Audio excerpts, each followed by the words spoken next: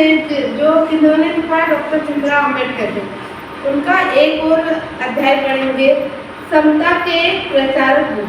समता मतलब सामान्य जो रहते हैं, है ना। हिंदू धर्म और बौद्ध धर्म में तुलना का प्रथम पक्ष है। द्वितीय पक्ष यह है कि हिंदू धर्म में सामाजिक असमानता। हमने पहले अध्याय में पढ़ा था कि बौद्ध धर्म और हिंदू धर्म में क्या क्या अंतर है ना। बौद्ध धर्म में मार्ग पक्ष बोला गया है और हिंदू धर्म में क्या बोला गया है, मोक्ष का। इसमें है हम समानता और असमानता पर बात करेंगे। चाणक्य का सिद्धांत सर्वथा सामाजिक विषमता उत्पन्न करता है। दूसरी ओर बुद्ध समानता के सिद्धांत पर दृढ़ थे।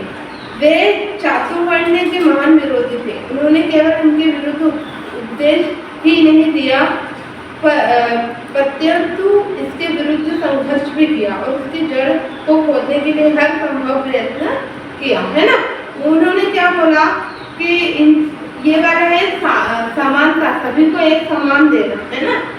बट चाणक्य धर्म में ऐसा होता है कि उसमें असमानता किया जाता है। तो बौद्ध धर्म ने इसका बहिष्कार किया, है ना, और उसको हटाने का भी काम किया।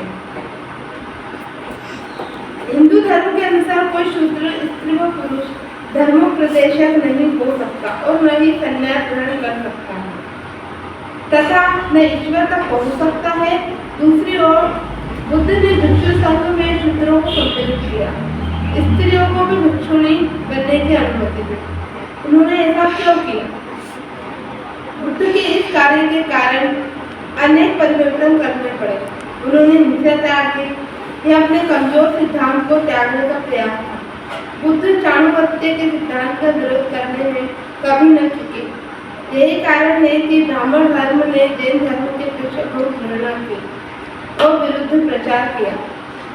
हिंदू धर्म बुद्ध के चातुर्वर्ण्य विरोधीवाद से भली प्रकार प्रचलित था, किंतु इतना होने पर भी हिंदुओं ने चातुर्वर्ण्य की पुष्टि के लिए एक नया दर्शन निर्माण किया।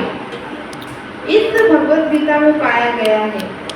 कोई व्यक्ति निश्चित रूप से नहीं कर सकता कि भगवत गीता क्या कहती है, किंतु यह तो निसंदेह सिद्ध है कि वह चातुर्वर्ण्य को मानती है।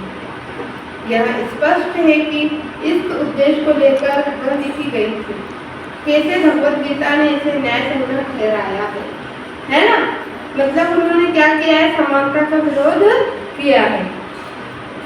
जो गुण कर्म के सिद्धांत पर बना है, इसका तात्पर्य है कि प्रत्येक व्यक्ति में वैसे गुण होने चाहिए।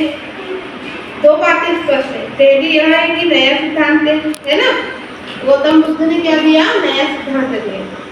प्राचीन सिद्धांत से भिन्न था। प्राचीन सिद्धांत के अनुसार चातुर्वर्ण्य की नींव वैदिक काल में पड़ी थी। वेदों में चातुर्वर्ण्य की प्रथा बहुत ही निम्न कोटि की थी।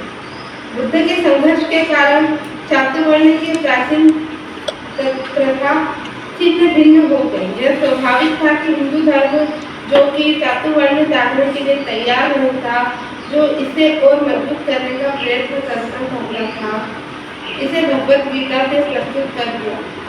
अधिक हिंदू से असंगत मानते थे और विश्वास करते दिखाई देता था। यह जब भी कि बहुत से गैर हिंदू इसे स्वीकार करते और प्रशंसा करते हैं। यदि चातुर्वर्ण्य केवल वेदों पर आधारित है तो मैं कहूँगा यह बहुत पहले ही लुप्त हो गया है। मतलब लुप्त मतलब खत्म हो चुका है ना। पर भगवत गीता में धूर्तता और मूर्खता का सिद्धांत जो कि चातुर्वर्ण्य का है और जो कि जाति पाति का उपयोग है, सर्वथा जीवन का एक महान भाग है। चातुर्वर्ण्य का नया सिद्धांत सांख्य दर्शन से दिया गया है। किससे दिया गया है? सांख्य दर्शन मतलब संसार का दर्शन। यह सर्वथा असत्य है कि कृष्ण इसके जनक थे। सांख्य दर्शन के लेखक कपिल ने कहा है कि ईश्वर नहीं, क्योंकि ईश्वर की आवश्यकता तब होती है जब विश्वास किया जाता है कि तत्व मर गए, है ना। वो बोलते हैं कि ईश्वर नहीं है। तत्व मरता नहीं, वह क्रियाशील दिखता है। तत्व में 3 गुण होते हैं, रस, तम और सत्व। कौन कौन से गुण होते हैं? रस, तम और सत्व। जब तीनों गुण समान अवस्था में होते हैं तब प्रकृति मरी हुई जान पड़ती है। जब एक गुण से समान अवस्था भिन्न हो जाती है तो उसका प्रभाव शेष दो गुणों पर पड़ता है और प्रकृति क्रियाशील हो जाती है। यह सांख्य दर्शन का आशय था तथा सार है। इस सिद्धांत के प्रति विवाद नहीं हो सकता।